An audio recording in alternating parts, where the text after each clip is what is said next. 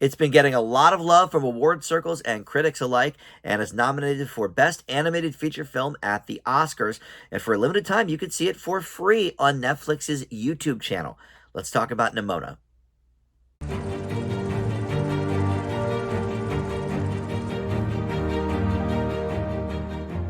Hey guys, Dan here. This is Dan Reviews It. Welcome to my spoiler-free review for Nimona. This is streaming on Netflix right now, or as I mentioned, Netflix is so behind this movie that for a limited time, they've put it up in full on their YouTube channel. I guess they really want people to see it before the Oscars.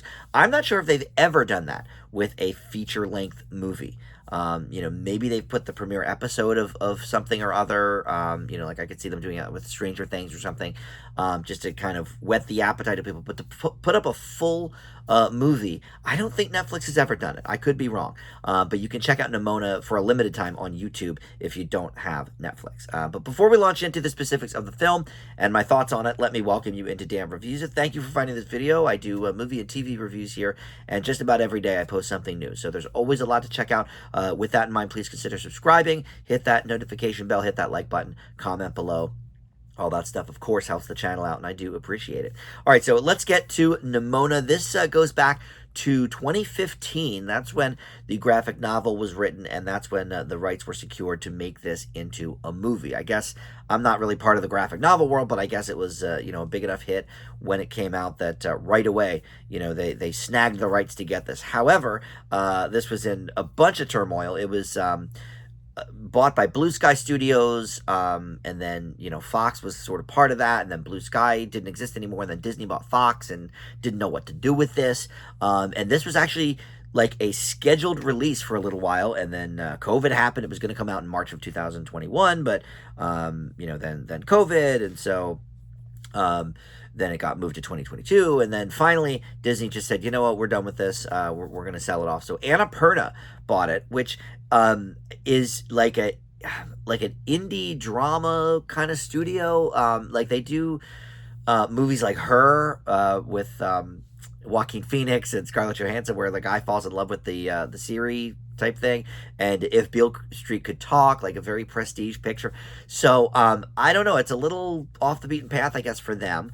I don't know if they've released any animated movies before this. I would have to look into that, but then they acquired it, and then through Netflix and whatever. So this is a long time in the works, is what I'm saying, and it's been done for a few years. Because, like I said, it was originally supposed to come out like around COVID times. In fact, I think the original date might have been like February or March of 2020.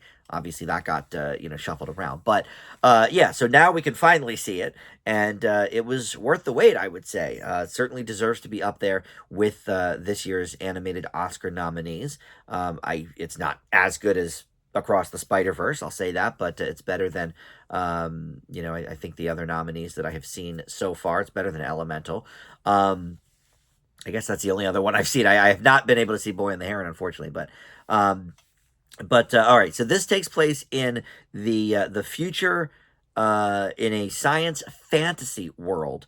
But it's been influenced by the Middle Ages. So I believe I believe it takes place a little bit in the future, but it's based around sort of a Middle Ages, society or whatever.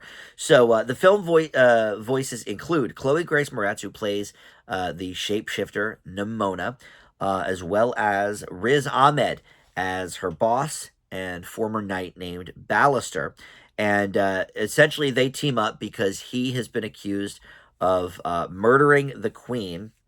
So he's, kicked out of the town, and the two of them end up teaming up, becoming sidekicks, and kind of fight their way to prove his innocence. Other voice acting roles include Eugene Lee Yang, Francis Conroy, Beck Bennett, and Sarah Sherman, both from SNL.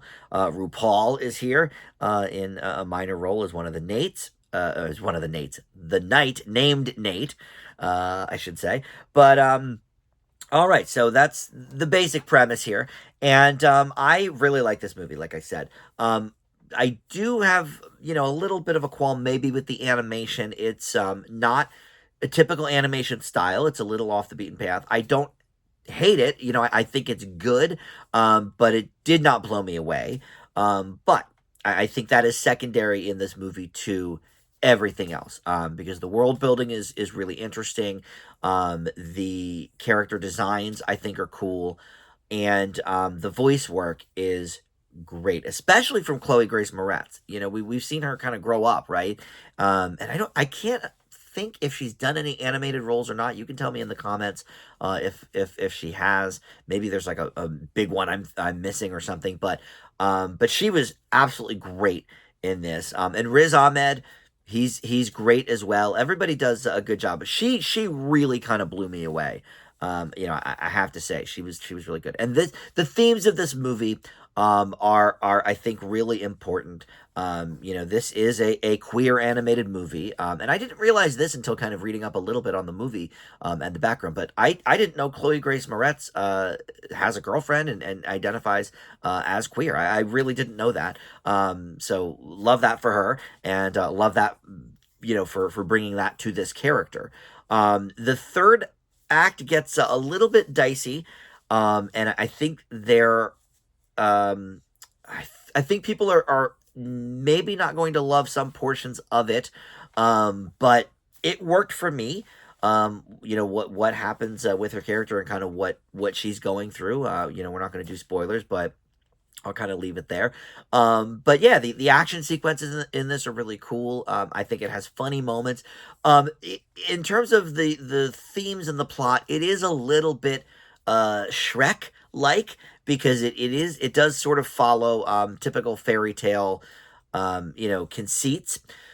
It doesn't include, you know, like all the characters, you know, that Shrek does from classic fairy tales, but it involves a lot of the themes and conceits of, you know, typical fairy tales. So it's a little bit like Shrek in that regard, and the ideas of you know, being yourself, and you know, peeling back the layers, and you know, they don't go that far with the comparison, but definitely a little bit reminiscent. But you know what? Look, that's not a bad thing. Shrek is beloved for a reason, and I think this certainly is not copy and paste by any means. It just you know, sort of does stick to a lot of the traditional fairy tale routines along the way.